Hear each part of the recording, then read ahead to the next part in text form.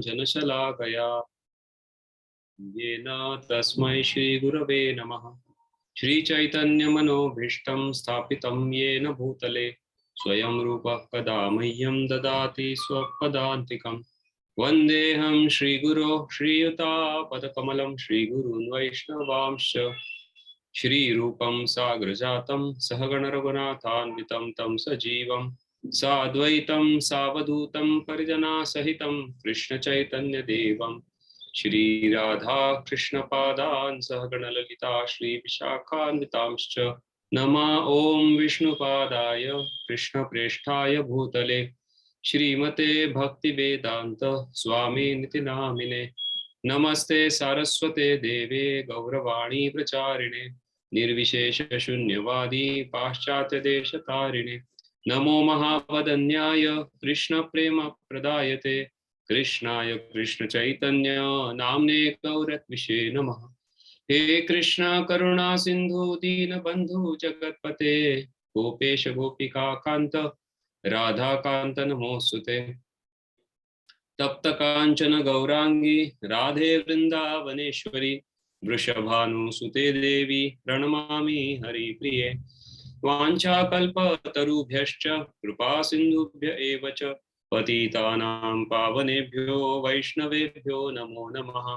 जय श्री कृष्ण चैतन्य प्रभु नित्यानंद श्री अद्वैत गदाधर श्रीवासादि गौर भक्त वृंद। हरे Krishna Krishna Krishna Hare Hare Hare Ram Ram Ram Hare Hare. So welcome back to our Bhakti Shastri class, and we are here in chapter 16 of Bhagavad Gita. So far we have covered 10 verses of the 16th chapter, and we saw that how in 15th chapter Krishna explains the tree of material existence, material samsara, and he gives a brief elaborate explanation about how this tree is, and then further he explains that the root of the tree is on the top is Brahmaloka, and then the upper and lower branches of this tree are explained in this chapter 16. And in the 15th chapter, Krishna explained that this tree has to be cut down with detachment. If not, then one continues his transmigration. So those who cannot cut the tree suddenly. So there are two again categories, and those two categories Krishna explains in the 16th chapter. One is those who are following the scriptures and with divine qualities and gradually elevating themselves. So that we saw in the first part of this 16th chapter. In 3 verses, Krishna explains those divine qualities. And then later on, Krishna goes on explaining the demoniac qualities, that is those who are not ready to follow the scriptural codes and conduct. So in this way, Krishna goes on explaining the various qualities of those demoniac people. In that we saw that the title of this chapter in Sanskrit is Daiva Asura Sampada Yoga, and Sampada is nothing but the wealth. So there are two kinds of categories of people: those who consider the divine qualities to be their wealth, and then there are those who are demoniac qualities to be considering their wealth are there. And so then this we saw this demoniac qualities from 4 verses 4 to 8, and then now we are going to see what are the activities of these demoniac people and what is the consequences of that. So let us begin. Just a minute.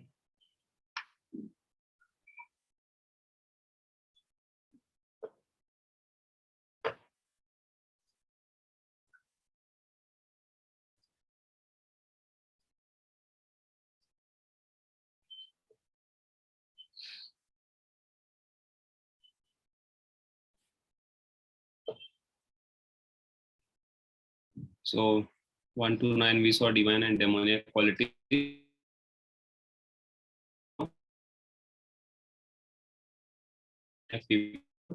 19 to 20. So these activities are not just activities, but in that there are some consequences also mentioned. And again, specifically some consequences are mentioned, and then causes of demoniac activities. And finally, the choice between the divine and the demoniac. Om Namo Bhagavate Vasudevaya.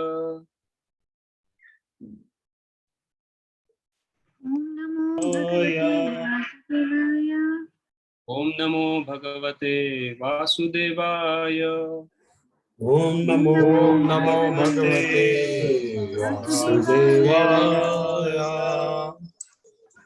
Om Namo Bhagavate Vasudevaya. Om Namo Bhagavate Vasudevaya.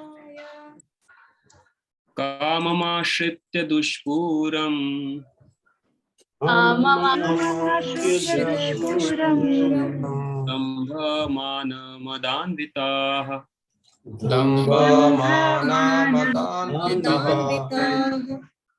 Mohad gruhitva sadgrahan.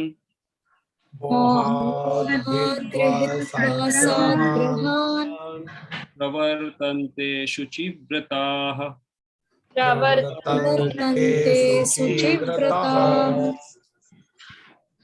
Translation. Hare Krishna Prabhuji. Taking shelter of insatiable lust and absorbed in the conceit of pride and false prestige, the demonic, thus illusion, are always shown to unclean work, attracted by the impermanent. So here Krishna is explaining Kamam Ashritya Dushpuram. So they have taken shelter of lust. And what is the characteristics of this lust? Dushpuram Analenacha. You remember this? It was explained by Krishna in the 3rd chapter, wherein Krishna was explaining that how this lust is dangerous to Arjuna. So that time he explains this Kamam, how it is Dushpurena Analenacha. That it is such a fire which is insatiable. The more you put to fuel to this fire, the more the fire blazes. So the demoniac people, they have taken shelter of such lust, which is dushpuram, which is difficult to satisfy, insatiable. And what else? Dambha, mana, madanvitaha. So they are always making a show, religious show or any other show, that how they are great. So that is dambha, to show what you are not. So that is dambha. And mana madanvitaha. So they are absorbed in the what? In false prestige, and mada means always thinking themselves to be the best among everyone else. And in this way, what happens? Mohat gruhitva asad grahan. In this way, they are always illusioned. How they are always illusioned? Because of asad grahan, accepting something which is impermanent. Asad. So because of accepting something impermanent, they are always illusioned. And then pravartante ashuchi vrataha. And they are always avowed to perform unclean work. So in this way, these demoniac people, they are described, the demoniac mentality is described here. So the more they express their desires, the more their lust keeps on increasing, which has got no end, absolutely no end. So then Srila Prabhupada explains in this middle part of the purport. Yes, somebody can read this. Accepting non-permanent things, such demonic people create their own god, create their own hymns, and chant accordingly. The result is that they become more and more attracted to two things: sex enjoyment and accumulation of material wealth. The word asuri vrata, unclean verse, is very significant in this connection. Such demonic people are only attracted by wine, women, and gambling and meat eating. Those are their sruchi, unclean habits. Asuchi. Yeah. So Ashuchi, Asad Grahan first, we will see that Asad Grahan, as we saw, that he is attracted to impermanent things, non-permanent things. And here Srila Prabhupada is very wonderfully explaining that they are simply creating their own hymns and chants accordingly. So we have experienced that there are many such people in this world who are posing themselves to be religious and following something which appears to be very religious, but actually it is nothing but it is their own creation, concoction of some one person, and in that concoction they have done all kinds of hymns and chants they have brought out. So I don't want to name any one particular thing, but there are many such things happening. So that is why this Asad Grahan, so these demoniac people, they are completely attached to impermanent things. So that is one thing, and because of which they are attracted towards two things, that is woman and wealth. And then the third thing which Prabhupada mentions in Ashuchi Vrata is the wine. So Ashuchi Vrata is not only just attracted to woman, wine and gambling and meat eating, but it also means that to perform some vrata in a very unclean way. So that is also yet another meaning. But because in today's day and age, hardly anybody is performing any vrata, so then only thing remains is Ashuchi. So people are simply attracted to this ignorant activities of wine, woman, gambling and meat eating. So yes, like that. And then further explanation Krishna will give about these demoniac people. So there are two verses which we'll recite together and then go ahead. Chintam aparimeyam cha Chintam aparimeyam cha pralayantam upashitaha Pralayantam kamopabhoga parama etavat iti nishchitaha ashapashashatairbaddha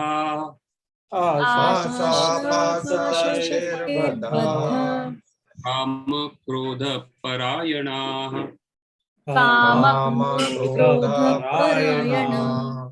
ihante kama bhogartham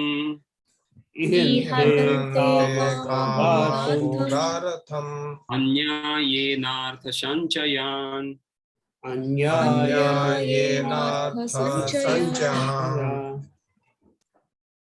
Translation. Go ahead,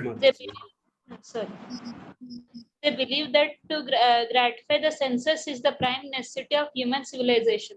Thus, until the end of life, their anxiety is immeasurable. Bound by a network of hundreds of thousands of desires and absorbed in lust and anger, they secure money by illegal means for sense gratification. Hare Krishna. So Krishna is now explaining what is their further result of their being attracted to this kamam ashritya, because of they taking shelter of kama, as explained in the previous verse, kamam ashritya. And how is that dushpuram, insatiable? So what happens because of that? Chintam aparimeyam cha. Because of unfulfilled desires, there is constant anxiety within their heart. Chinta. So continuously they are in chinta, and how that chinta is aparimeyam cha, immeasurable. You cannot measure that chinta. So that is how what happens, and how long that chinta remains. Pralayantam upashritaha. Pralayantam. Until the pralaya. Now, when we are talking of this pralaya, we should understand that there are two kinds of pralaya. We discussed this previously also. The pralaya of the universe and pralaya of the body. So Pralayantam Upashrita is here is towards the body. So how the body till the point of the end of the body, his chinta doesn't ends. That is why he is Upashrita. So Kamopabhoga Parama Etavad iti Nishchitaha. And what is that? Kama Upabhoga Parama. So to enjoy the senses is the Parama, is the supreme goal. And Etavad iti Nishchitaha, that is how they are convinced that to enjoy the senses is the supreme goal. And that is what is to be done in the form of human form of life. That is what is the goal of the life. That is how they are convinced. And because of that, Chintam aparimiyam cha pralayantam upashritaha. They have so many immeasurable anxieties until the end of the body. And asha pasha shatar baddha. Because of this unlimited chinta, what happens? They get bound up by Asha Pasha Shatair Baddha. Their Baddha is bound. Shatair is 100. But what 100? Asha Pasha. The rope of Asha, that is the desire. They are bound up by the rope of desire. And how? Hundreds of desire. Asha Pasha Shatair. So you see any rope which we have, it has got various strands. So rope is made by small threads coming together, and they are put together. And then when that becomes a little big, again that 2-3 such big ropes are taken, and they are again stranded together. In this way, that big rope is made. Those these demoniac people, their desires are like that rope. So that is a very hard knot, as Bhagavatam also says. Hard knot of attachment. So with such Asha Pasha Shatair Baddha, there are hard knots on the top of it. And because of that, what he is simply a slave of Kama Krodha Parayanaha. So in 14th chapter or 13th chapter, we saw one word which was also Parayana. Anybody remembers what was that?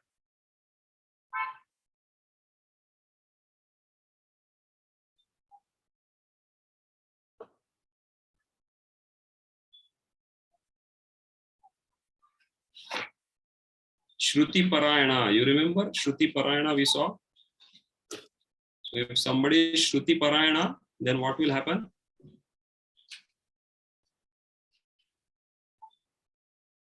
Am I audible? Yes. Oh, I thought network has gone over.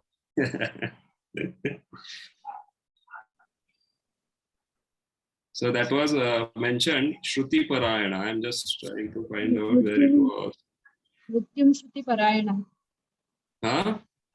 Mrityum Shruti Parayana. Te api chatiranyeva. Mrityum Shruti Parayana. And what is the verse number? 26th Prabhuji. 13.26. 13.26. And So yet they what was that meaning? What was the meaning of that?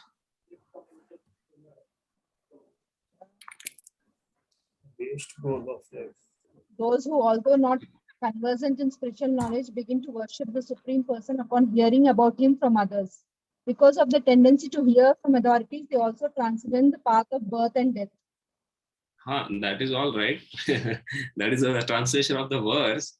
But what is the meaning of the word Shruti Parayana?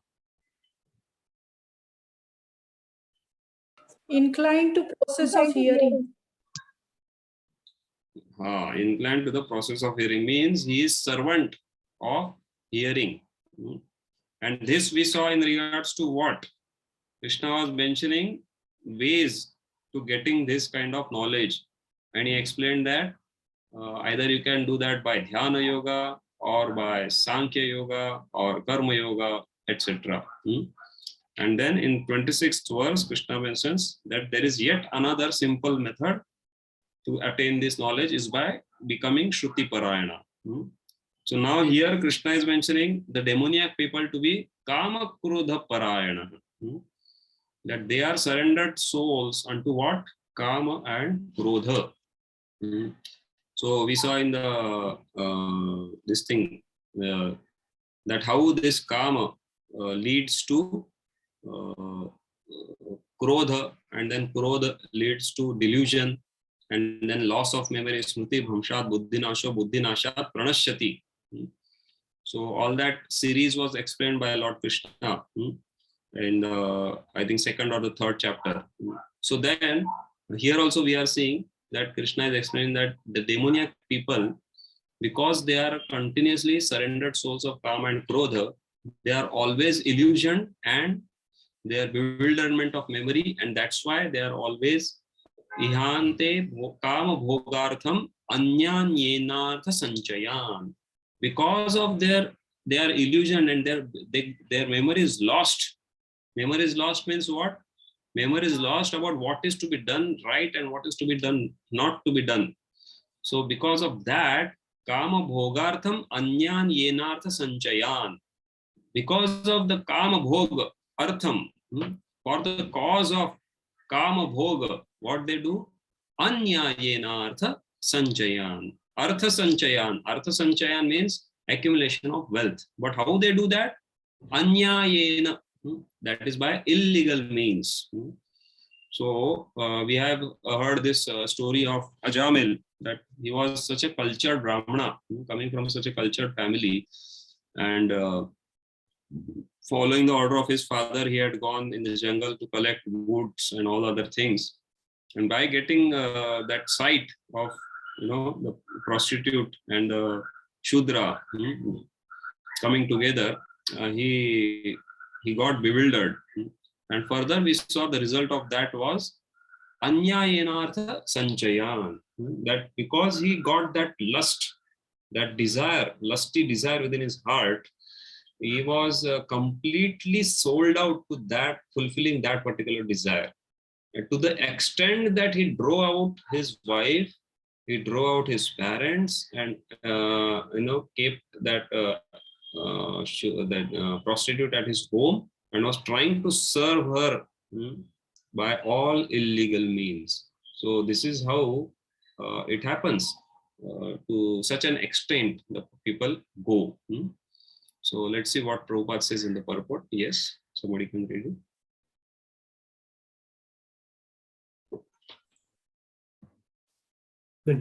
Hare Krishna, Prabhuji.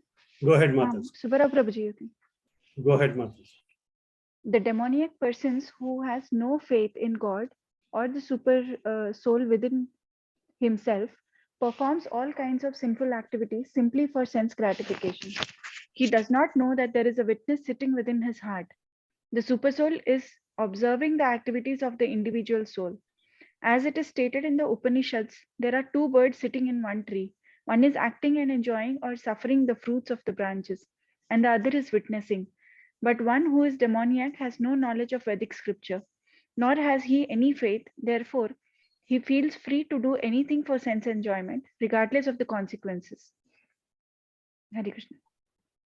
Yeah, so you see, this is important. He feels free to do anything for sense enjoyment, regardless of the consequences. So this is how he becomes sold out to the kama bhoga, that he is not worrying what will be the consequence of this. So that is the special characteristic of this demoniac people. They don't bother about the consequence. They just want to fulfill their desire and get away with it, like that.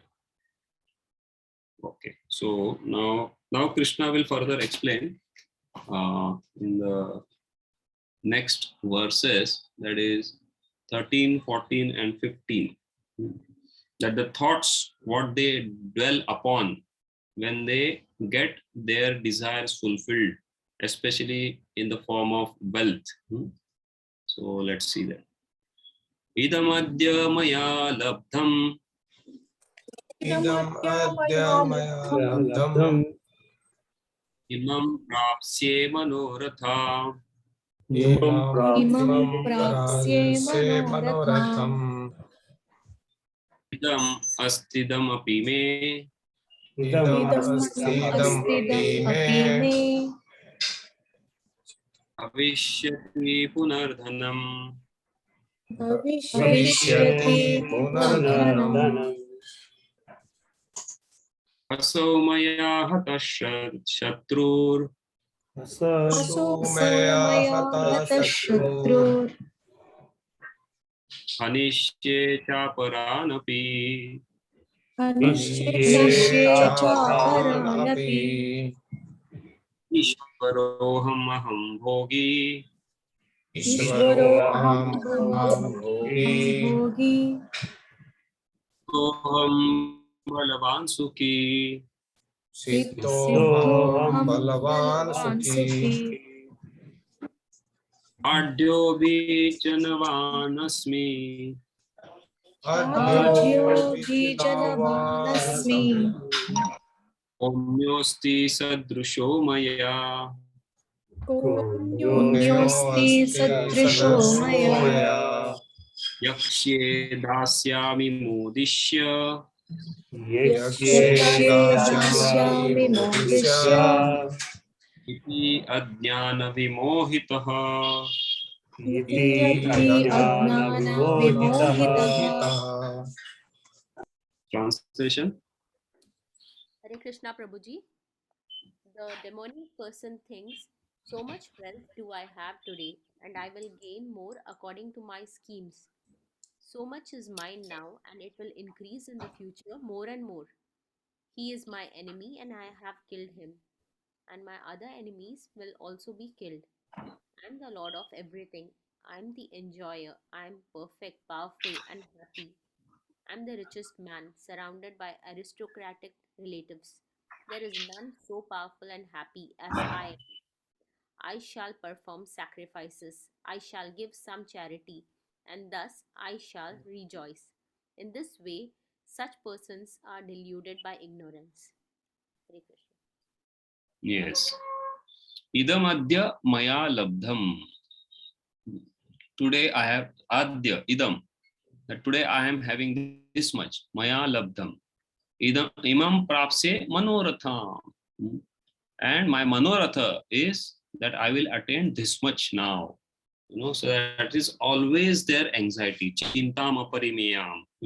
Constantly they are tormented by these anxieties that, oh, I have now this much, I want now so much, and because of that, they are always on the manoratha. So we see that riding on horse, sometimes is uncomfortable. But if somebody is sitting on the chariot, which is driven by the horse, then that is little bit comfortable. So we see this body and chariot analogy in that mind is compared to the reins, and horses are compared to the senses. But here Krishna is giving another analogy that imam prapse manoratham. The demoniac person is sitting on the chariot of the mind, and he is driven from one place to another place. As we also see that Bhagavatam says that how the person who is attached to sense gratification is driven by different directions by his senses. So like that, imam prapsye manoratham. Idam astidam apime bhavishyanti punardhanam. That now so much is mine, and in future I will increase in such and such way.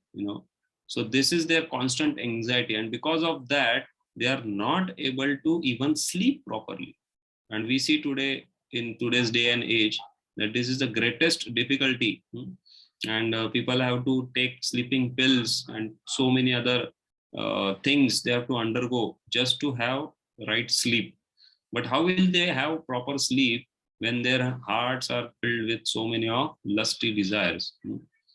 So then here further Krishna is mentioning aso maya hata shatrur anishye cha aparam api. Now I have killed my enemy. So and so was my enemy, and I have killed him. Anishye cha aparam api, and then I will kill another enemy who is there. Ishwaroham aham bhogi, siddhoham balavan sukhi. I am the Ishwara, I am the controller, aham bhogi, I am the enjoyer. Siddhoham, I am the most perfect and most powerful. Because of that, I am very much happy. So this is the thought of the demoniac person. So it appears to be like somebody of underworld dawn speaking, I have killed my enemy, now I'll kill another enemy, and I am the greatest, like that.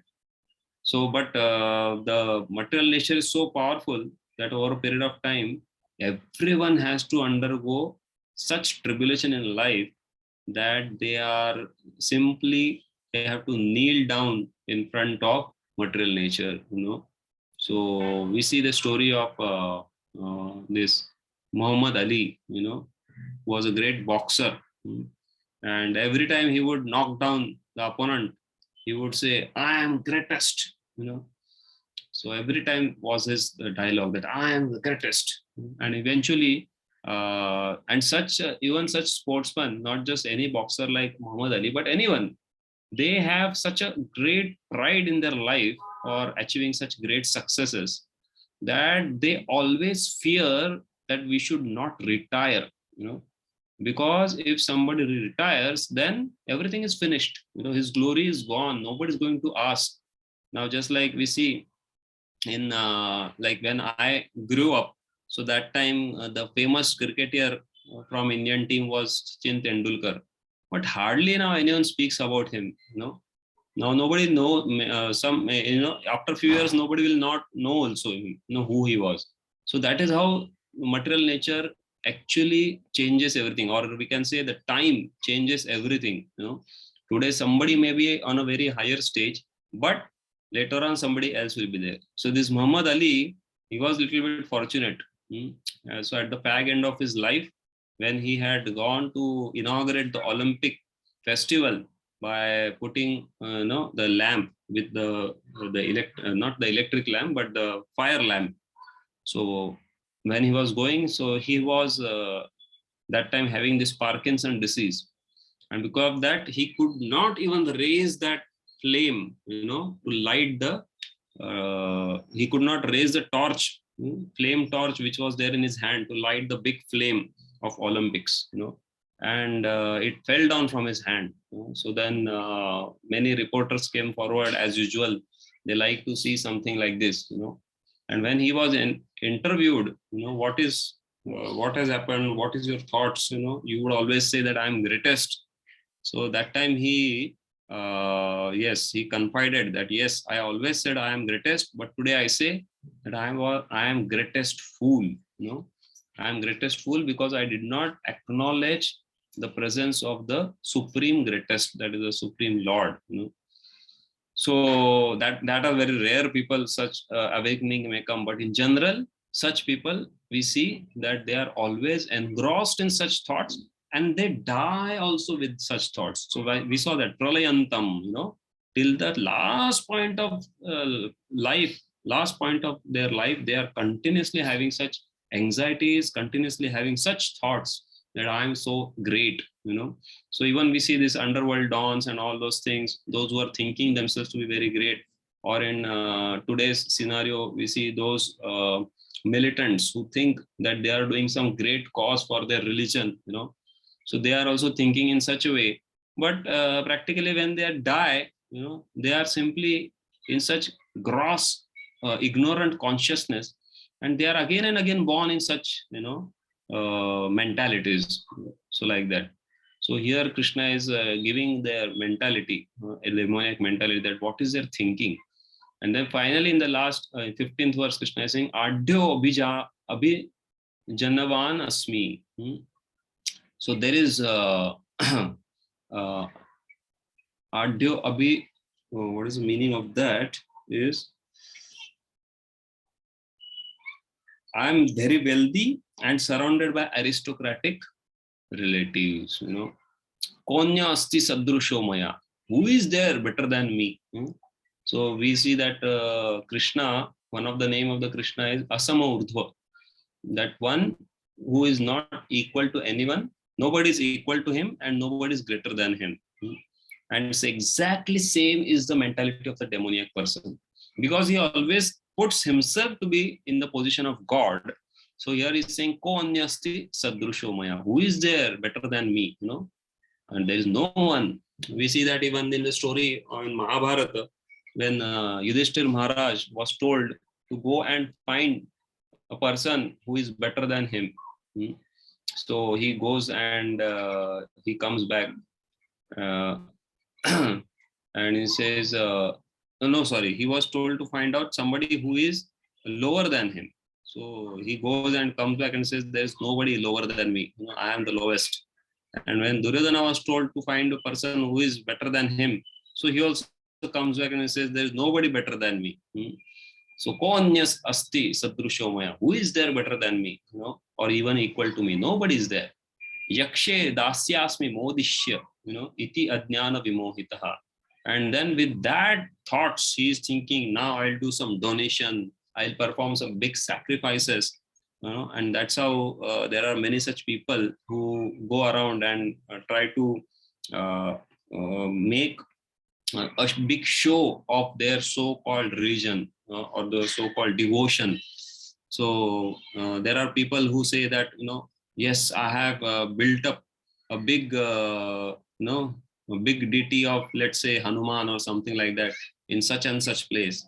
So then another demoniac person will say, oh, I have constructed more than this, at my village, So like this, they may keep on increasing the height of Hanuman deity based on their height of their false ego, but hardly they will go inside and worship Hanumanji, So yakshe dasyasmi modishya. They just take pleasure in offering charity and performing big sacrifices just to make a big show.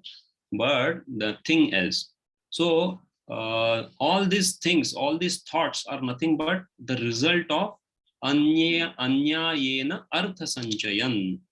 In the previous verse, we saw that anyayena artha sanchayan is done. And anyayena artha sanchayan is done by what? Because of what? Kama krodha parayana, kama bhogartha. Because of fulfilling the desires of the senses, he performs illegal means to achieve a lot of wealth. And the result of that wealth is these thoughts, that I have got now so much, I will achieve something more. I have so much of money now, I will acquire more. And then I have killed my enemy, now I will kill this another enemy. So Prabhupada says in the purport that for such a demoniac person, who is his enemy? Actually, Prabhupada says this in the next verse purport. This verse doesn't have any purport, but in next verse, Prabhupada says, anyone who comes into competition with such a demoniac man is his enemy. So if he finds somebody is there, ko anya asti sadrusho maya, who is there better than me, who is there equal to me, but if he at all he sees somebody is there, then immediately he becomes his enemy and he wants to kill him. And then he is thinking all these things. So that is the thinking of a demoniac person. So now we'll see, because of this result of anyayana artha sanchayan, his thoughts are like this after getting such a big amount of wealth. And now because of he surrendered himself to kama krodha parayana. So what happens because of that? We'll see in the next verse. Aneka chitta vibhranta Aneka chitta vibranta mohajala samavritah mohajala samavritah prasakta kama bhogeshu prasakta kama bhogeshu patanti narakeshu chau. patanti narakeshu. Translation.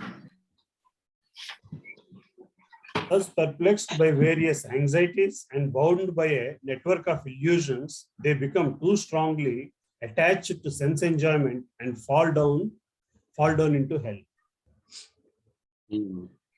So prasaktah kama bhogeshu. So what happens to such person who is kama krodha parayana? Aneka chitta vibhranta. He is perplexed by various anxieties. And how is perplexed? Moha jala samavritah. He is caught up in the net of moha, illusion. Why this situation has happened? Because prasaktah kama bhogeshu patanti narakeshu cha. And the result of all this thing is he falls down to hell. So his destination is hell. So we see Shankaracharya has mentioned this, Balya Avastha Krida Sakta. That how a person who is in a childhood stage, he is attached to playing. Tarunavastha Taruni Rakta. In the youth, when he attains puberty, so then his hormones are activated and thereby he is attracted to the opposite sex. And Vruddhavastha Chintagrastha. In the old age, he is caught up with the anxieties. Why? Because in young age, when he was there, all his senses are working very strongly and he is thinking, I am the controller of the whole world. And that is how he is continuously engaged in activities of sense gratification. But as he grows towards old age, his senses don't function the way he wants. He wants to lift up his hands and give a tight slap to somebody. But that is not possible now, because of old age, he cannot pick up his hand very fast, nor can he slap the person in front of him. So like that, then he is frustrated. And that's why Chinta Agrasta, he's continuously in anxiety. What will happen to me? What will happen to me?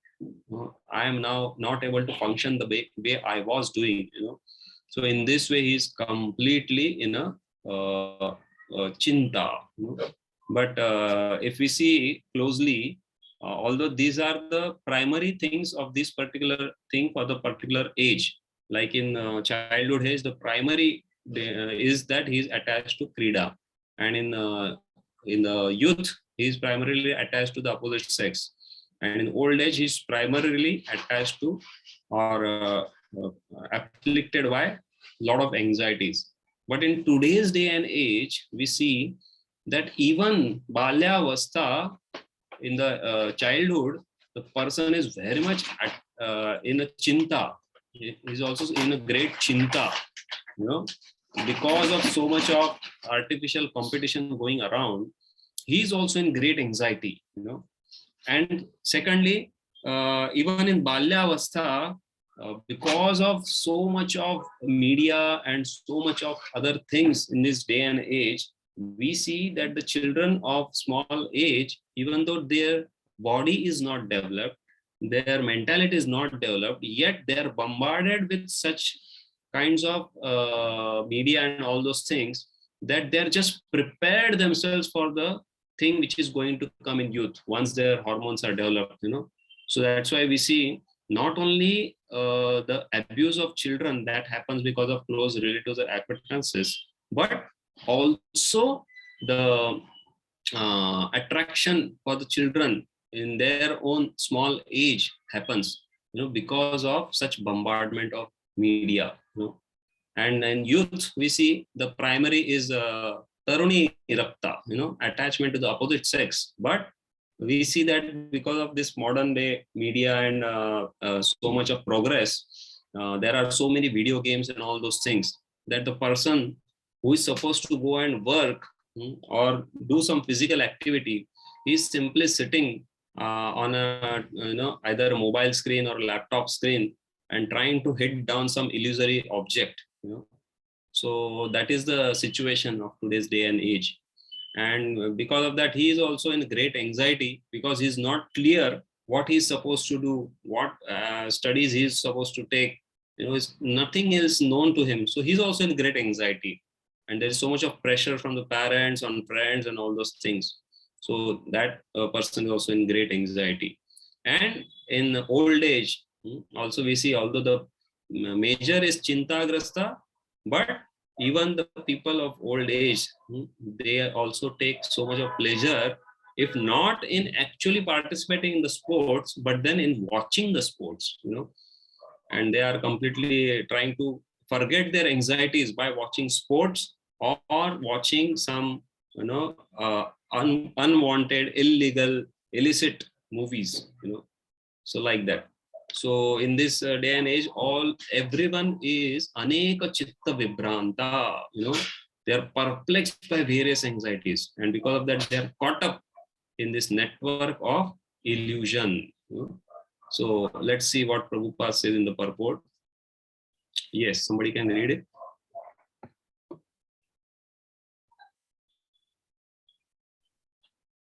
A demonic person believes in the strength of his personal work, not in the law of karma. According to law of karma, a man takes his birth in a high family, or becomes rich, or very well educated, or very beautiful because of good work in the past. The demonic think that all these things are accidental and due to the strength of one's personal ability. They do not sense any arrangement behind all the varieties of people, beauty, and education. Anyone who comes into competition with such a demonic man is his enemy. There are many demonic people, and each is enemy to the others. This enmity becomes more and more deep between persons, then between families, then between societies, and at last between nations. Therefore, there is constant strife, war, and enmity all over the world.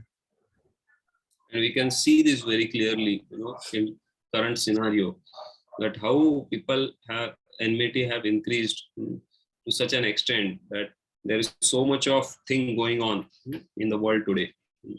And then further next to this, Prabhupada explains about demoniac preacher. What is demoniac preacher? A person who thinks himself as a supreme God. And the demoniac preacher, he tells that there is no need to seek God anywhere. It is you all are God yourselves, So just do what you want. There is no need to believe in God or throw away the God or God is dead. These are the words of a demoniac preacher. And then second characteristic, Srila Prabhupada explains further in the last paragraph of the purport is about they do not believe in the performance of sacrifice for going to higher planets. So basically, whatever is mentioned in scriptures is not accepted. So as Prabhupada said in this paragraph, which we just now read, that he believes in the strength of his personal work, not in the law of karma. He thinks that if I want happiness, then I have to do this to get my happiness. Nothing else is there in between. So even they feel that if they want to go to higher planets, obviously in today's day and age, people don't have this understanding only. But in Vedic times also, people who were of demoniac nature, they wanted to go to higher planets without performing sacrifice.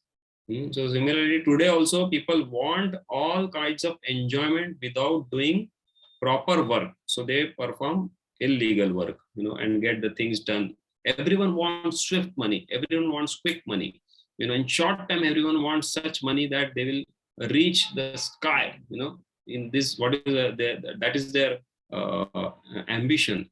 And Prabhupada explains the example of Ravana, that how he was such a demoniac person that he wanted to build a staircase to heaven so that anyone can just walk and go there. So like that. So so at the last part of this purport, Prabhupada explains, these are the examples of bewilderment. The result is that without their knowledge, they are gliding toward hell. Here the Sanskrit word mohojal is significant. Jala means net, like fish caught in a net. They have no way to come out. So very, very graphic example. When there is a fish caught up in the net, then there is no hope for the fish to come out. He is only way is that the fisherman brings him out and he is simply killed, cut, and eaten by somebody. So that is the destination of somebody caught up in the net. So similarly, a demoniac person who is caught up in the net of illusion is completely engrossed in that, and there is no way for him to come out. Yes. So now next we will see that how this demoniac people have a very hypocritical nature. That is explained in the next verse. Atma sambhavita stabda Atma-sambhavita stabda dhanamana madanvitaha Dhanamana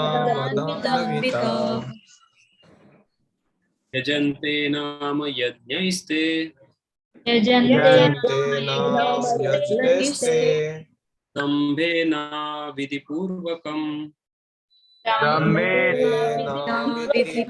Purvakam. Translation. Hare Krishna Prabhuji. Self-complacent and always impudent, deluded by wealth and false prestige, they sometimes proudly perform sacrifices in name only, without following any rules or regulations. Hare Krishna. Yeah. So you remember we heard that when they get money, so in the 15th verse, Krishna mentions Yakshe Dasyami, that they perform sacrifices and they give charity. So that concept is explained in this verse in a greater detail. That how they do Yakshe Dasyami, that they will perform yajna and they will give charity, but how? So that we'll see. But before that, Krishna is explaining Atma Sambhavita, that they delight in praised by ignorant. So that verse is there in Bhagavatam, Shavit Vara Hoshtakare Samsuta Purusha Pashu. That those people who are of mentality of Shvavid Varaha. Shva is a dog, Vidvara is the hog, Ushtra is camel, and Kharai is ass or donkey. So dogs, hogs, camels, and asses. So there is one lecture by Srila Prabhupada with this title: Dogs, hogs, camels, and asses. So what these kind of people do, they are simply praising each other and making somebody else, somebody among them as leader. So practically speaking, if we see all these animalistic people, they have no qualifications, but they are praising somebody else who is having such qualities. So demoniac people are like this. They are very much happy to be praised by other people. But generally, who will praise a demoniac person? Only who is ignorant. So ignorant person will praise another demoniac person. So like that. And then dhanamana madanvitaha. So they are dhana, so they are attracted by this, the wealth what they have, and mana madanvitaha. They want to be glorified by this ignorant person for what? For their wealth, for their prestige, and in this way they are completely deluded. They are absorbed in this kind of illusion. Yajante nama yajnaiste. And what do? So they don't do nama japa yajna, but they do yajna for nama only. For nama, only for the name's sake, they will perform yajna. Nama yajnaiste. Yajante nama yajnaiste. Dambhena avidhi purvakam. And dambhena means to show off, simply to show off that they are big religious people. They just perform such sacrifices, or they sometimes give a very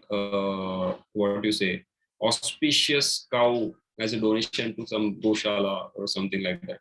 So some months back, one of the very big political leader, his son or nephew, somebody like that. So he gave one Kapila cow to our goshala as a donation. So Kapila cow is one who is full black.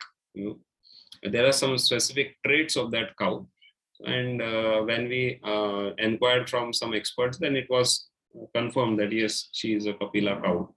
So he gave that donation. So now I am not saying anything, but just point is that what his mentality is, that only Krishna knows. But the point is, they are very much such people who are of demoniac mentality. They are all, want to make such a big show, to give some very rare thing as a donation, to have a big show, or to organize a very big religious festival, so like that. And everything is a vidhi purvakam, nothing is followed according to rules and regulations, simply by their own whimsical ways. So we see even in Bombay, I don't know about in Hyderabad or any other place, but in Bombay especially, we see that they perform this Ganesh Puja. So basically this concept of Ganesh Puja itself was not at all religious, but only a social cause brought up, to bring society together, people in the society together against Britishers.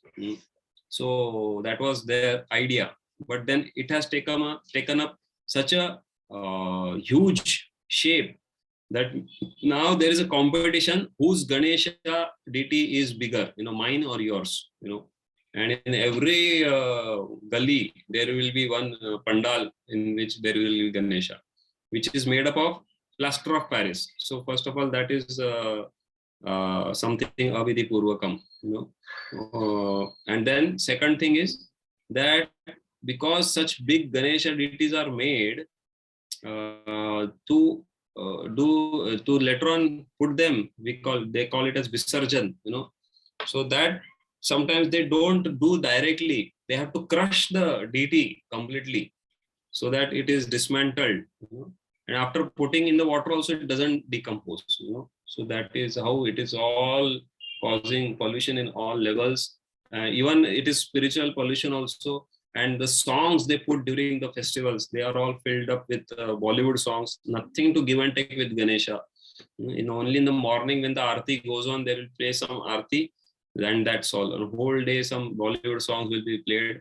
And once in the afternoon time, I was just, when I was small boy, so that time I'll just going, and I was coming on the road, and I saw that the pandal was there, it was closed, the curtains were closed. I was just curious to see what is happening behind the curtain now.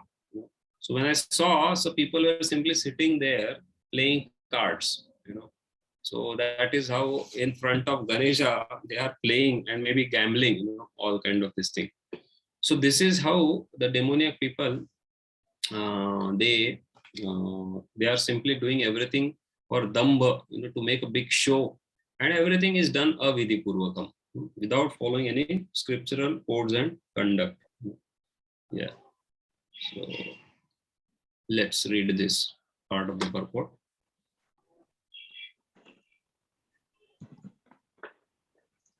Thinking themselves all in all, not caring for any authority or scripture, the demoniacs sometimes perform so-called religious or sacrificial rites. And since they do not believe in authority, they are very impudent. This is due to illusion caused by accumulating some wealth and false prestige. So this is how we saw, then not caring for any authority or scripture, avidhi purvakam. Yes. Please go ahead with this. They take the dress of the renounced order of life and engage in all nonsense in that dress.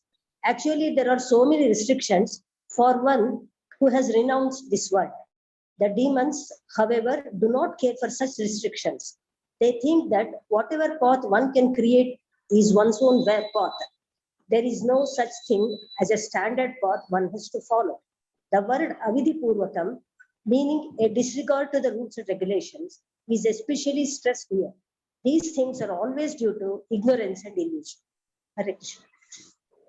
There is a sect in India today which declares yato mat tato pat. So whatever is your mat, that is your path. So here Prabhupada is pointing out that whatever path one create is one's own path. You don't have to so much worry about scripture at all. If you think this is right, go ahead with that. All these kinds of nonsense goes on in the name of religion. So you can see how dangerous this situation is. Even a gross demoniac person is better, because he can be easily identified that is a materialist, he is gross, he is a demoniac. But somebody in the guise of a religionist was damba, such a big damba, then how difficult it is to identify. And that is how the society is fooled around because of such people. Yes. So then next verse, now we'll see that what are the further results of demoniac activities. Ahankaram balam darpam Ahankaram balam darpam कामं क्रोधं च संश्रिताः kamam krodham cha samshritaha मामात्मपरदेशेषु mamatma paradeshesu प्रद्विषन्तो भ्यसूयकः pravishanto vyasuyataha. Translation.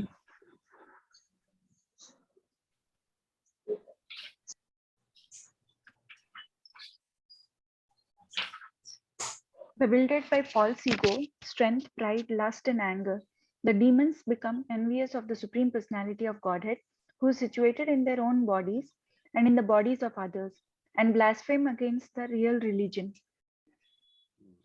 In essence, Krishna is giving just a summary of what he has spoken till now, what all the different qualities they are exhibiting, the demons. So false ego, strength, pride, lust, and anger. And because of that, mam atma paradeheshu, because of all these things, they do not recognize the presence of the Supreme Lord in their own bodies, atma, nor in others' bodies, paradeheshu. And because of that, abhyasuyakaha, they are always envious of me, Krishna mentions. So envious of living entities means envious of Krishna.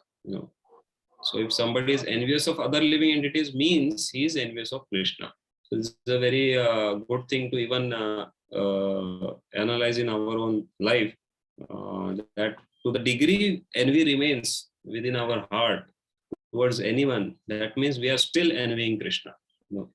So that can give us a great big alarm and make us understand that we need to still work upon it. So like that. But here Krishna is especially picking about those who are demoniac, completely demoniac, with ahankar, balam, darpam, kamam, krodham cha samshritaha. They are full with that, samshritaha, having taken shelter of that. So they are always envious of the Supreme Lord. So Srila Vishwanath Chakravarti Thakur in his commentary mentions that they disrespect me, who am situated in their own body and in others' body. Or in other words, they hate me, who am situated in the bodies of devotees who are surrendered to Paramatma. Atma paradeheshu mam. So the another meaning of this is what? They hate the devotees of the Lord, in whose heart I am seated. I means Krishna. So that is yet another meaning. So like this, these demoniac people are always finding faults with the devotees. And the greatest example of this is Hiranyakashipu, who was so much against Prahlad, such a divine soul, but he was always finding fault and trying to bring down Prahlad, trying to kill Prahlad actually. So because of this, so ahankaram, balam, darpam, kamam, krodham, samshritaha. So that's why he was so much envious of Prahlad, his own son, actually. But abhyasuyakaha, completely envious.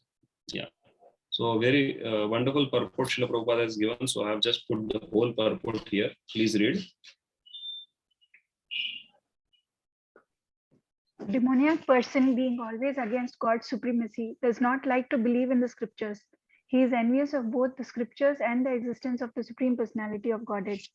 This is caused by his so-called prestige and his accumulation of wealth and strength. He does not know that the present life is a preparation of for the next life. Not knowing this, he is actually envious of his own self as well as of others. He commits violence on other bodies and on his own. He does not care for the supreme control of the personality of Godhead because he has no knowledge. Being envious of the scriptures and the supreme personality of Godhead, he puts forward false arguments against the existence of God and denies the scriptural authority. He thinks himself independent and powerful in every action. He thinks that since no one can equal him in strength, power, or wealth, he can act in any way and no one can stop him. If he has an enemy who might check the advancement of essential activities, he makes plans to cut him down by his own power. So after explaining all these activities, thoughts of demoniac people and some of the consequences, Krishna's tone is now in expressing kind of anger toward such demoniac people. So what does it say?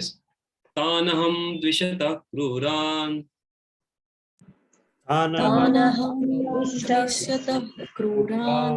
क्रूरान् sareshu naradhaman संसारेषु नराधमान् Shipami ajasram ashubhan क्षिपामि अजस्रम् अशुभान् asurishveva yonishu. आसुरीष्वेव योनिषु. Translation. Those who are envious and mischievous, who are the lowest among men, I perpetually cast into the ocean of material existence, into various demoniac species of life. So then, just like we saw in the last verse, abhyasuyakaha, that those who are envious, they are not able to see me. Me means Krishna in their own bodies and in the bodies of others, and because of that, they cause trouble to everyone. So then, what do I do with such dvishataha? Tanaham dvishataha kruran. Those who are very mischievous and envious, samsareshu naradhaman, and basically they are the lowest among the mankind. So kshipami ajastram ashubhan asurishveva yonishu. I cast them into the ocean of material existence, into various demoniac species of life. So this is how Krishna is expressing his anger towards those who are extremely envious, especially to the devotees, but in general envious of any living entity. So Srila Prabhupada says in the purport, in the beginning of the purport, please read. In this verse, it is clearly indicated that the placing of a particular individual soul in a particular body is the prerogative of the supreme will. The demoniac person may not agree to accept the supremacy of the Lord, and it is a fact that he may act according to his own whims. But his next birth and will depend upon the decision of the Supreme Personality of Godhead and not on himself. Hare Krishna. So we saw previously that demoniac person thinks that nothing is going to work according to law of karma, everything is working according to my will. So that's why he also feels that whatever I do, I will be always in the safe zone. But this verse clearly indicates, as Prabhupada is mentioning, that the individual soul in a particular body is casted or placed based on the supreme will. And further Prabhupada mentions that how in the Srimad Bhagavatam 3rd canto it is mentioned by Lord Kapila, Karmana Daiva Netrena Jantur Deha Upapattaye, that Karmana Daiva Netrena. Daiva Netrena is the eye of Daiva, supreme will. And based on the Karmana, based on the activities of the living entities, which are being observed by the Daiva, Jantur Deha Upapattaye, the Jantu or the living entity is given the Deha. So like that. So it is not anything happening by chance or something. Everything is arranged by the supreme power. Nothing is accident. So finally, in the last part of the purport, Prabhupada mentions that as for demoniac, it is clearly said here, they are perpetually put in the wombs of demons, and thus they continue to be envious, the lowest among mankind. Okay, that was already there in the purport, this thing slide. So so such demoniac species of men are held to be always full of lust, always violent and hateful, and always unclean. The many kinds of hunters in the jungle are considered to belong to the demoniac species of life. So anyone remembers any example of any hunter who was in Gadi. jungle? Gachibowli Prabhuji. Yes, and then one more. Actually, the other one was not hunter, but a dacoit in the jungle. That is Valya. Yeah, who later on became Valmiki. So what I wanted to point out is that it is not that demoniac people are everything and everything ends there, but there is a chance only when some devotee intervenes. So when Narad Muni intervened, so the Mrugari became transformed his life like that. So just a side thought based on all these things. But the actual flow continues of Krishna expressing his anger towards those who are envious, and he casts them into such demoniac species. And then further Krishna continues again. Asurim yonimapanna Asurim Asurim yonim yonimapanna apna janmani janmani Mooda janmani janmani amaprapyaiva kaunteya Mam aprapyaiva kaunteya Kaunteya yanti adhamam gatim. Tato yanti yanti adhamam adhamam gatim. Translation. Hare Krishna. Attaining repeated birth amongst the species of demoniac life, O son of Kunti, such persons can never approach me. Gradually, they sink down to the most abominable type of existence. Yeah. So now my question to all of you: we saw all these qualities of demoniac people and everything, and then finally Krishna is suddenly angrily speaking upon them, and he is saying that I've cast them into the lowest species, and not just once, but here it is mentioning Asurim yonim apanna muda janmani janmani. Birth after birth he gets Asuri yoni. And mam aprapyaiva kaunteya. They don't. Such people don't reach me. But they reach adhamam gatim. They get abominable type of existence. So my question to all of you, that we say that Lord is merciful, but now here it is appearing that Lord is so cruel. So how can we answer such a question, that how Lord is merciful?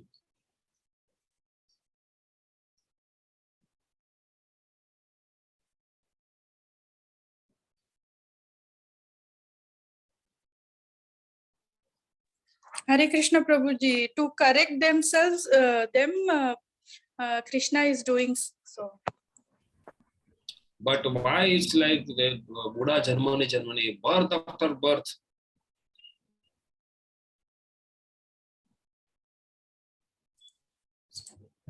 Prabhu, Because Lord, once they have fallen to the lower species, then again they have to follow the cycle of evolution. Okay. Lord becomes. So they can't come. Yeah, Go sorry. ahead. Sorry, ma'am. Go ahead. That's all, Prabhuji. Prabhu, Lord becomes merciful once you change your direction, becoming from non-demonic and start surrendering. Then Lord becomes merciful and he can take you out of this continuous life after life in the demonic life, basically. So that means Lord is not equal. He is only showing mercy to when somebody is following scripture and taking to his path. And if he is not equal, that means Just even changing the direction. So again, Lord becomes merciful. Even but if I'm not changing the direction, then that means he is not my Lord, or what? no, he would. We are saying that Lord is Lord of all living entities. Even in the demonic life after life, he still provides opportunities to come into the devotional service. That's where his mercy is, I think. Hare Krishna Prabhuji. Yes. Even in such abominable positions, he'll accompany them as a Paramatma. Very good. Yes, any other thoughts?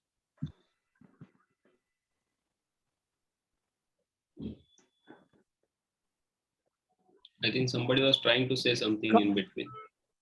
Hare Krishna Prabhuji, he provides for them, Prabhuji, irrespective of one is a demon or not. He is the one who is providing all that the person needs: food, shelter, Okay. the desires. Okay. So then that means the Lord is equal. But now is the Lord merciful or not to all? He is merciful. He does not hate anybody.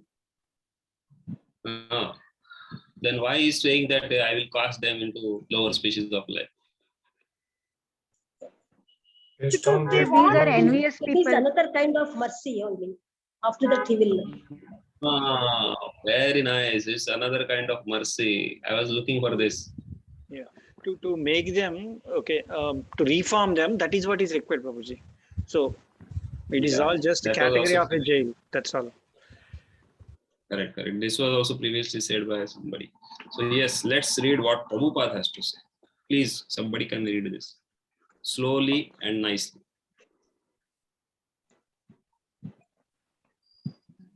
Prabhuji, can I read? Please, please. It is clearly stated that such demons have practically no chance of receiving the mercy of God at any stage of later life. In the Vedas also it is stated that such persons gradually sink to become dogs and hogs. It may be then argued in this connection that God should not be advertised as all merciful if he is not merciful to such demons. In answer to this question, in the Vedanta Sutra, we find that the Supreme Lord has no hatred for anyone. The placing of the asuras, the demons, in the lowest status of life is simply another feature of his mercy. Sometimes the asuras are killed by the Supreme Lord, but this killing is also good for them. For in Vedic literature, we find that anyone who is killed by the Supreme Lord becomes liberated. There are instances in history of many asuras, Ravana, Kamsa, Hiranyakashipu, to whom the Lord appeared in various incarnations just to kill them. Therefore, God's mercy is shown to the asuras if they are fortunate enough to be killed by him. Hare Krishna. And what if they are not fortunate enough to be killed by God?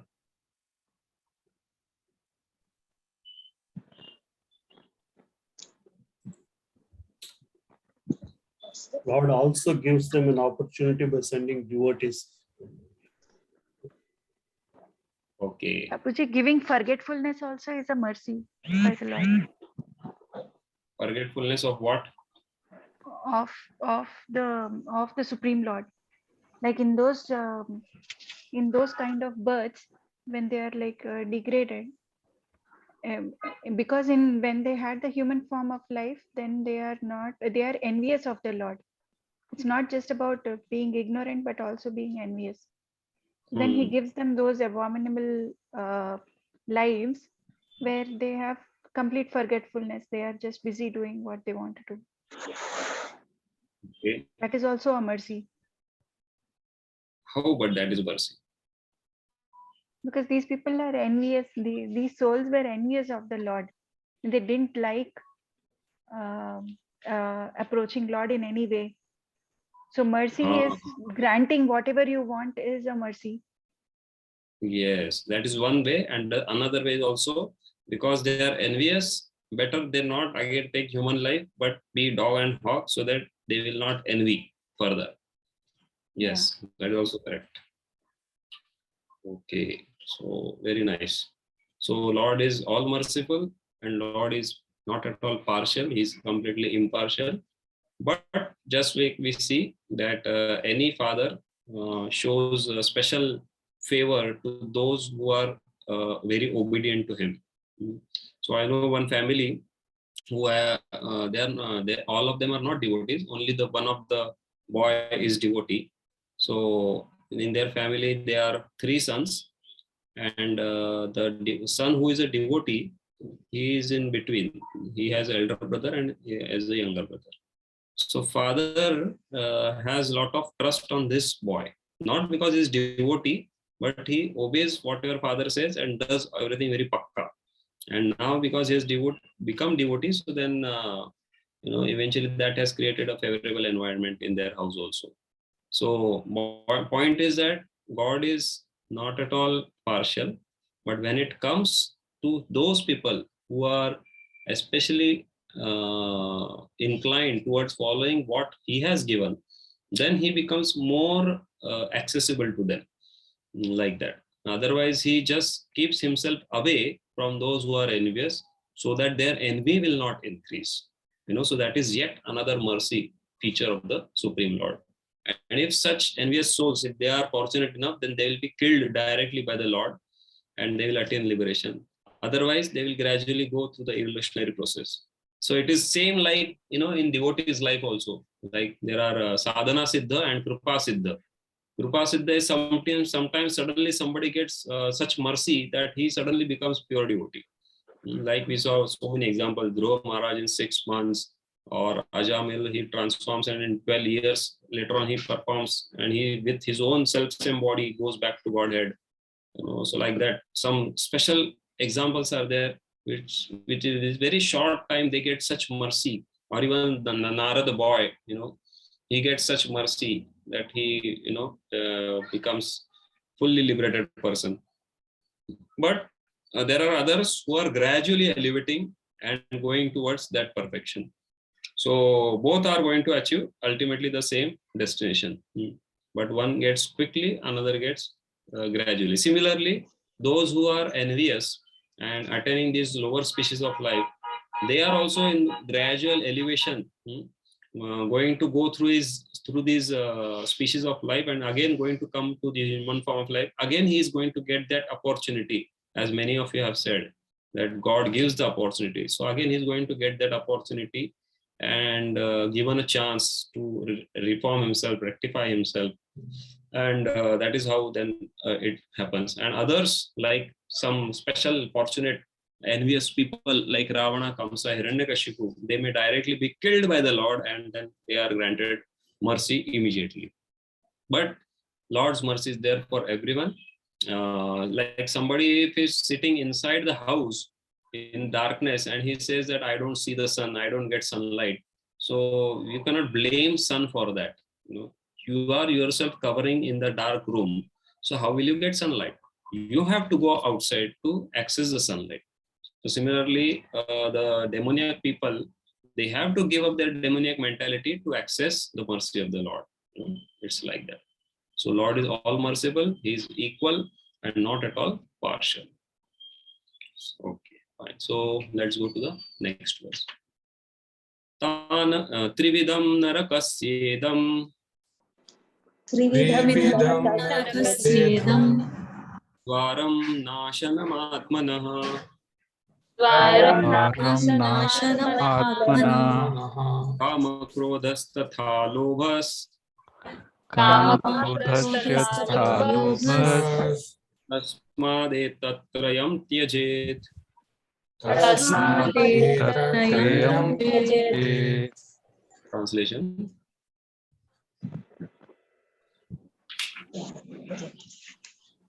There are 3 gates leading to this hell: lust, anger, and greed.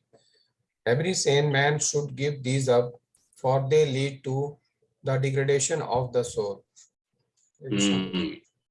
So again, Krishna is summarizing everything there after explaining what is the destination of such demoniac persons. Then he's again trying to put this point that better not to take that path. And what is the gate which leads to that destination is Kama, Krodha, and Lobha. So every sane man, Srila Prabhupada is given, should give this up. Tasmad etat trayam tyajet. One should give up these 3 things: Kama, Krodha, and Lobha. So what is this Kama, Krodha, and Lobha? Kama is the desire. So when there is excessive desire about something to achieve, and if that is fulfilled, then the person becomes satisfied, isn't it? After his desire is fulfilled, he becomes satisfied, correct? Satisfied and then greedy, Prabhuji, for more. So he doesn't become satisfied. He becomes greedy. That's correct. So when his desire is fulfilled, then he feels, oh, now let me get something more. As we see in these gambling things, they put something money and they play something and they win. So initially there are the traps like that. When a new person comes in this gambling arena, so he's allowed to win initially to give that taste. And then he starts thinking, oh, okay, very nice, I'm winning. Then he starts putting more and more money, and then later on he starts losing everything. So he doesn't have that control over his senses to stop at a particular time. He feels, no, just let me put this one thing and I will get back all the money which I have lost till now. But unfortunately the trap is already put, and then he loses everything. So the desires which is there, when they are fulfilled, then lobha comes. So immediately that lobha makes him to go again in that zone, and then get trapped. And if that desire is not fulfilled, then what happens? Krodha, is immediately expresses anger. How is it that what I want I'm not getting? So that is how, which this thing which starts with kama, the desire, and then it's later on either krodha or lobha. So all these three are nothing but the gates towards hell. So once you start with these three, then you can know that whatever was described till now is going to come there. It is there only. Or we can say other way also, that if somebody is has opened these three gates, then the hell is going to come into your room, or into your existence, like that. So this is how these three things are very dangerous. So Krishna is warning us, and Prabhupada gives a very small purport, so we'll read that. Yes. The beginning of demonic life is described herein. One tries to satisfy his lust, and when he cannot, anger and greed arise. A sane man who does not want to glide down to the species of demonic life must try to give up these three enemies, which can kill the self to such an extent that there will be no possibility of liberation from this material entanglement. So this is all to be understood by human being only. Once you are into the lower species of life, you are not going to know anything. You have to continue the existence till the time again the soul gets the human body. Only in human body he has the option to learn this, understand this, and then come out of this entanglement. Otherwise, then he has to continue. So yes. Etair vimukta kaunteya तमोद्वारैस्त्रिभिर्नरः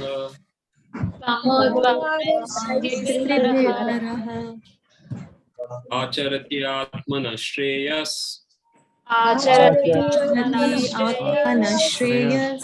तो याति परां गतिम्.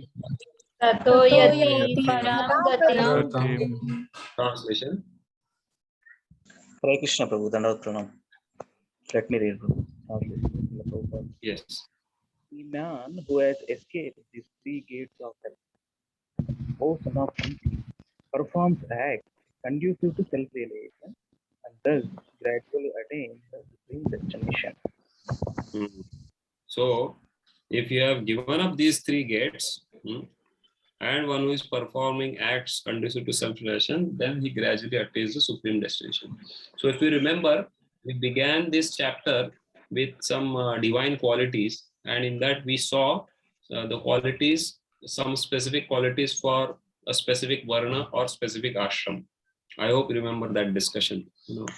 Somewhere for Brahmana, somewhere for Kshatriya, somewhere for Sannyasi, somewhere for Brahmachari, just like that. So why that all is there? To explain how the gradual elevation takes place of the soul by the following the process of varnashrama system.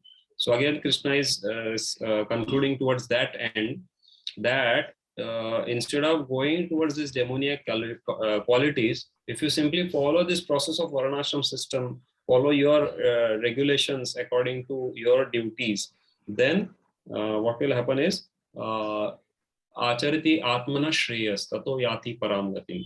Then you will gradually attain the supreme destination. So please read this purport.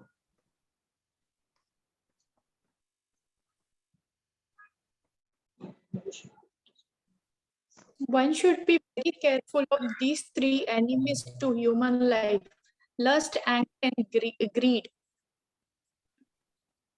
Sorry. The more a person is freed from lust, anger, and greed, the more his existence becomes pure. Then he can follow the rules and regulations enjoined in the Vedic literature. By following the regulative principles of human life, one gradually raises himself to the platform of spiritual realization. If one is so fortunate by such practice to rise to the platform of Krishna consciousness, then success is guaranteed for him. Hare Krishna. Thank you. Okay, thank you. So here we see that Prabhupada is mentioning that the person has to follow this. Only then he can follow the rules and regulations enjoyed in the Vedic scriptures. So all this thing has connection with coming two verses. So again, here also Prabhupada is mentioning that following regulative principles, one gradually raises. So same thing, gradually raising. And if one is fortunate, then he can rise to the platform of Krishna consciousness. So even in this path of gradual elevation through Varnashram Dharma, if somebody is fortunate, then he will rise to the platform of Krishna consciousness immediately, and then his success is guaranteed. Till the point, yes, we'll read this next part of the purport. Therefore, according to the Vedic system, there are instituted the 4 orders of life and 4 statuses of life, called the caste system and the spiritual order system. There are different rules and regulations for different castes or divisions of society. And if a person is able to follow them, he will be automatically raised to the highest platform of spiritual realization. Then he can have liberation without a doubt. Yeah, so same thing, following four principles according to caste and division, and then gradual elevation. Yes. Yashastram vidimustrujya Yashastra vidimukta vartate kamakartah vartate kamakartah nasa siddhimavapnoti siddhim abapnoti nasukam na param gatim. nasukam na param gatim. Let me read. Translation. Yeah. Who discards scriptural injunctions and acts according to his own whim attains neither perfection nor happiness, nor the supreme destination. Yeah. That means So, Prabhu, physically and independently, no? Sorry? This is just remembering the words of Prabhupada, whimsically and independently. Yes, correct. Yash Shastra Vidim Utsrujya. One who is giving the Shastra Vidhi, Utsrujya, giving him the Shastra Vidhi. And then after giving up Shastra Vidhi, how does he work? Vartate Kamakarataha. He works according to his lusty desires. What happens to such person? Nasa Siddhim Avapnoti. He doesn't achieve success. Now here the success is not the success of his lusty desire. That may be achieved, may not be achieved. But here the success, this word Siddhim, is for the Siddhi of the human life. So he will not attain the Siddhi of human life. And what to talk of attaining Siddhi of human life, he will not attain even Sukham. Because Kama Karataha, lusty person who is full of lusty desire, may not always get his desires fulfilled. And then Kama is not fulfilled, we saw that Krodha comes. And even if it is fulfilled, Lobha comes. So there is no Sukha. It is just a temporary phase of some kind of happiness that I have achieved this. But because of greed, then he works further to achieve something more. So therefore there is no Sukham. And then na Paramgatim. Because he doesn't work for elevation in his human form of life, there is no question of Paramgatim. So that's why one should not give up Shastra Vidhi. And what is this Shastra Vidhi? That is explained by Srila Prabhupada in the purport. Again, same thing. No need to read this. Time is running away. Again, same thing. That Shastra Vidhi is nothing but the following the different caste and order of the human society. Yes. Yes, this thing can be read in the human form of life. In the human form of life, a living entity is expected to be sane and to follow the regulations given for elevating his life to the highest platform. But if he does not follow them, then he degrades himself. But even if he follows the rules and regulations and moral principles and ultimately does not come to the stage of understanding the Supreme Lord, then all his knowledge becomes spoiled. And even if he accepts the existence of God, if he does not engage himself in the service of Lord, his attempts are spoiled. Therefore, one should gradually raise himself to the platform of Krishna consciousness and devotional service. It is then and there that he can attain the highest perfectional stage, not otherwise. So we see that Prabhupada is not just ending with just following Shastra Vidhi according to Varna and Ashram, but one should take up in such a way that one should be able to understand the Supreme Lord. Manushyanam sahasreshu kaschat yatiti siddhaye yatatam api siddhanam kaschin mam vitti tattvataha. So there will be sahasra manushya who are following Shastra Vidhi, but only one out of them will be able to understand the Supreme Lord. And out of many who are trying to understand Supreme Lord, only one will actually understand the Supreme Lord.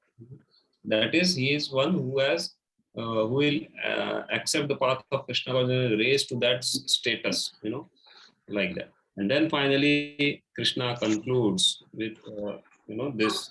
That's why what has to be done. Tasmat shastram pramanam te. Tasmat shastram pramanam te. Karya karya vyavasthitau. Jnatva shastra vidhanoktam. Karma kartum iharhasi.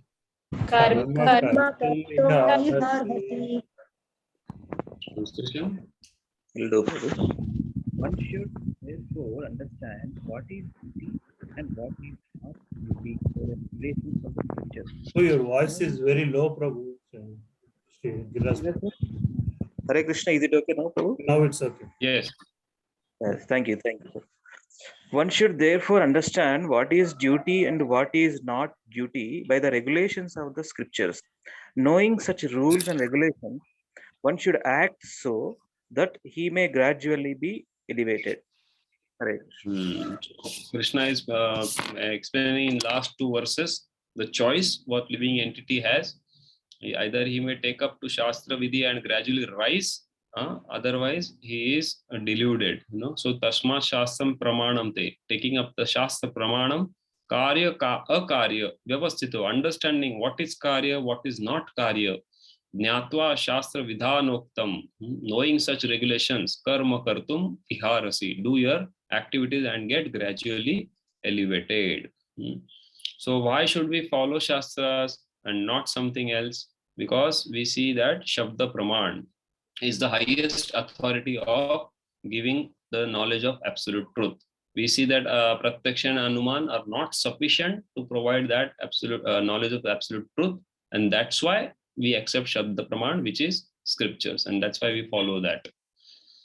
And Prabhupada mentions that for ordinary persons who are not in Krishna consciousness, what is to be done and what is not to be done must be decided by the injunctions of Vedas.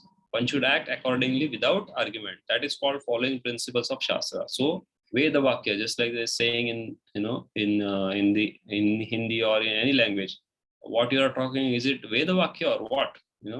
So like that. So yes, Veda Vakya is something which has to be followed, cannot be argumented.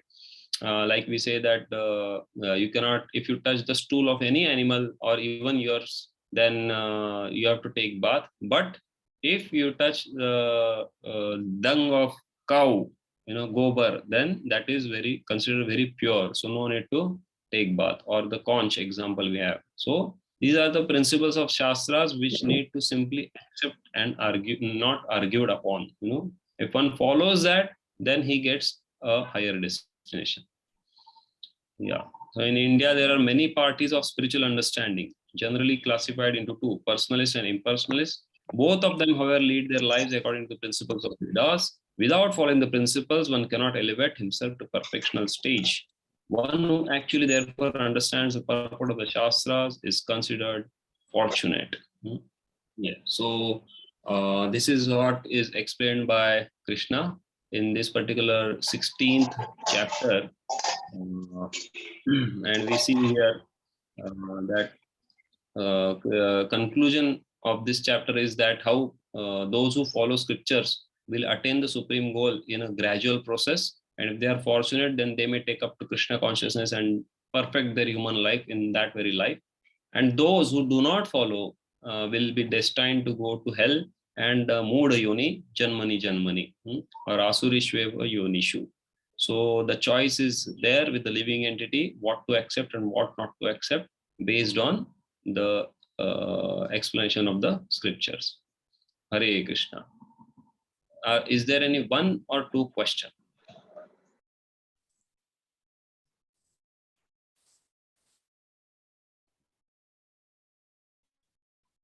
Fine. So we'll conclude here, 16th chapter. Thank you all very much. Srimad Bhagavad Gita ki jai. Jai. Srila Prabhupada ki jai. Jai. Hare Krishna Prabhuji. Hare Krishna Prabhuji. Hare Krishna, Hare Krishna Prabhu. Dandavat Pranam. Pranam. Dandavat.